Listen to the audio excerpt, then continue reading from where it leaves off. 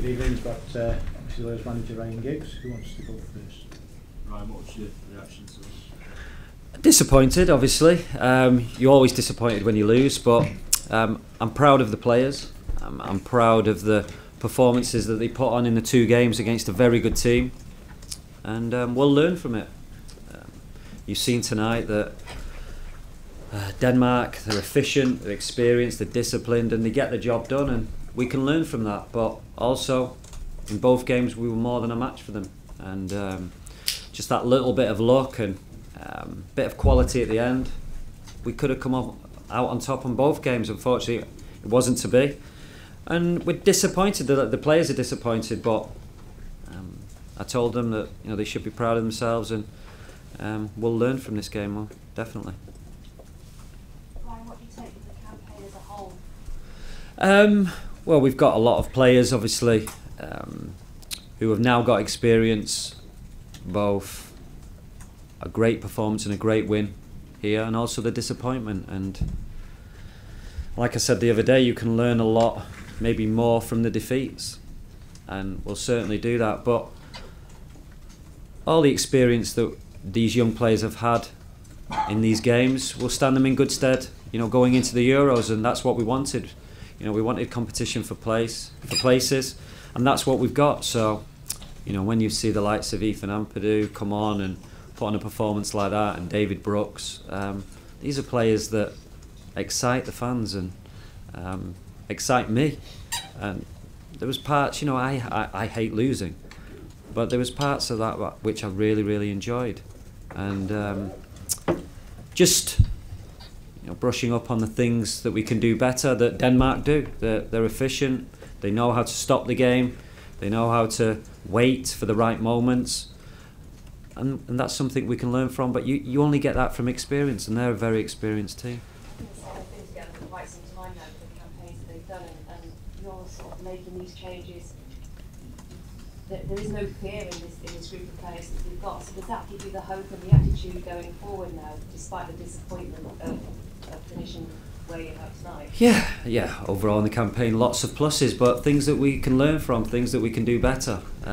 Picking your moments. You can't just go and score every time you attack. You've got to be patient sometimes on the edge of the box. You've got to know when you can push in a game. You've got to know when you can give cheap fouls away. These are things that we can learn, and Denmark do very well. And it all comes from experience, like I say. Ryan, what did you make of the 2 incidents between Ampadu and Goldberg in the end? Because it sparked a few words between the benches. No, I just thought it was a cheap shot. You've got a lad just turned 18, broke his leg when he was 17.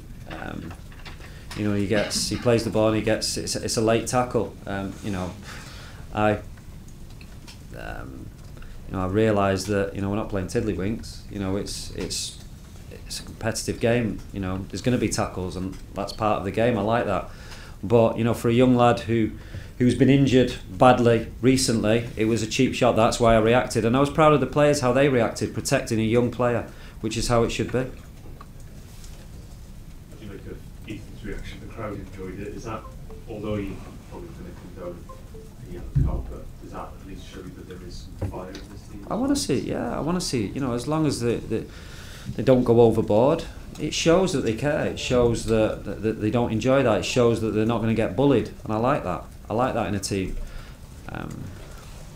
It shows tremendous character as well as the talent. You've got to have character to do well in this game, and I was proud of them.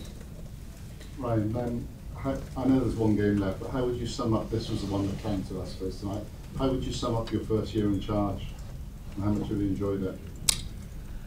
Obviously I've enjoyed the wins more than the losses. But overall I've enjoyed it. I'm still finding things out about the players. Even, we keep going on about the young players, but I'm still finding things out about the more experienced players as well. But I'm proud to be in this job. We've got a talented bunch of players. We've got players who are committed, which you've seen tonight, and players who will learn from this experience tonight and overall the campaign, and come the Euros we'll be better for it. Given you have brought so many youngsters in, was this always going to be a work in progress, this year for you and this tournament as well, or?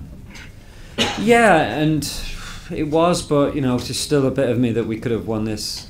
We could have won our league, you know, quite easily. There's not a lot to choose from the two teams.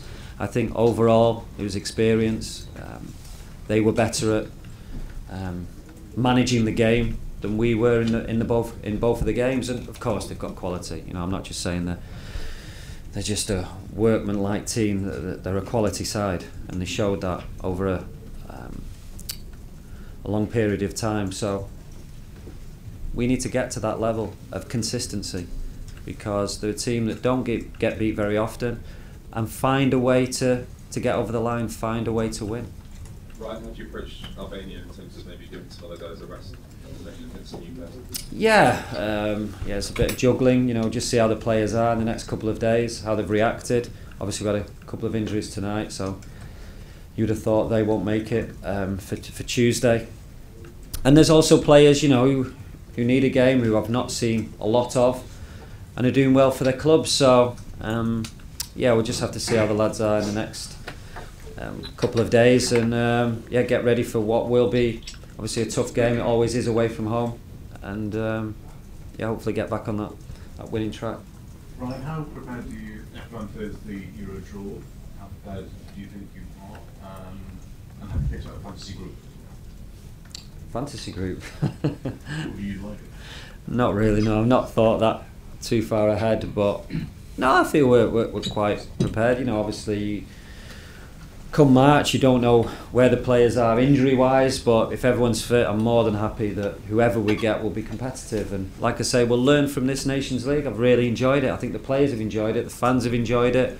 It's captured the imagination. You've seen a brilliant game last night with Croatia and Spain, and there's been a lot of really good games, and very often it's the last game, anything can happen. You know, you can be relegated, you can go up. So I think it's been a really good tournament that I've enjoyed.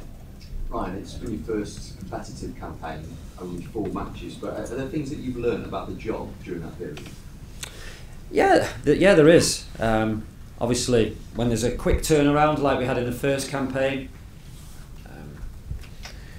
you know how you approach them games. Very difficult to play with the same 11, and yeah, you know, just trying to. It's always a juggling act, trying to think a game ahead, but you still want to win the game that's in front of you. And yeah, like I say, I'm still learning about the younger players and the older players, and they're still learning, you know, how I want to play, how I work. But overall, I'm enjoying it. I think the players are enjoying it as well. Right, what's the hardest part for you as a manager, because you have obviously not many games in a year? The hardest part is that Saturday night before we meet up. You know, just waiting for the players to all turn up fit. That's always tough. And then yeah, there's a big gap now. So there's a gap now. We'll assess both the games, the training, the camps, everything that we've done well, what we can do better as a staff, and come March, be better prepared than we were, you know, September, and just keep improving, and yeah, wait for that draw, see who we get, and then prepare for whoever we're playing against. Will Gareth travel to Albania? At the moment, yeah. At the moment, everyone's travelling. If they're not, if they're injured, obviously they're not. But yeah, if you're not injured, then you'll be travelling. And have you any thoughts on Chris Hunter's potential with breaking the record on Tuesday? Yeah, Chris will start the game on Tuesday. I think he deserves to. It'll be an unbelievable achievement when he does it on Tuesday. Fantastic servant, and it was one of the hardest things. You know, I said about leaving Harry out tonight because he was one of the reasons that we were in this position. Leaving Guntz out early on in the campaign was a difficult one because he's been such a good player, such a great lad. But yeah, he'll deserve every plaudit that he gets come Tuesday. Ryan, you talk about the gap now until March. Have you thought about how much you're going to keep in touch with the players during that period? Are you going to be checking up on them, or leave them in peace? Probably leave them in peace. First couple of weeks probably had enough of me. No, but I'll get to try and get around all the players, watch them. I've watched them play, or get them, see them in training. So yeah, obviously it's a long time, and come March, just hope we have a fit bunch of players ready for the Euros, and like I say, learn from these games, learn from getting over the line. You can't just play attractive football all the time. Of course you want to, but just digging out the results. And we did it well in Ireland. So yeah, we'll just assess things, like I say, and I'll get round with my staff to as many players as we can. Brian, from your experience, how do you rate the potential of David Brooks and how excited are you by him as a player? Yeah, very excited. He's a player that I want to watch. Every time he gets the ball, something's going to happen, and but also he's still young. So he's going to have good games. He's going to have not so good games. He's still learning. So he had a bit of time out last year, glandular fever. But you see the talent that's there. He can be anything that he wants to be. And he's at a good club under a good manager, so he's got everything going for him. What did you think about the save from Casper Schmeichel on the free kick from Gareth Bale, and how do you rate him as? Well, I've seen that before off his dad. Sorry? I've seen that before off his dad, yeah, unfortunately. Is he better than his dad was?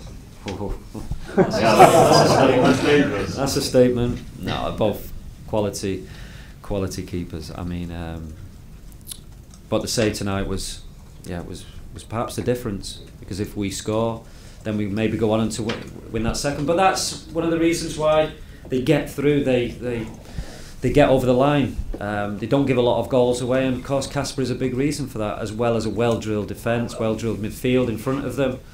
And they don't give many goals away because of the experience they've got and quality that they've got. And yeah, little bits like that tonight, that just shows that the quality that Denmark have.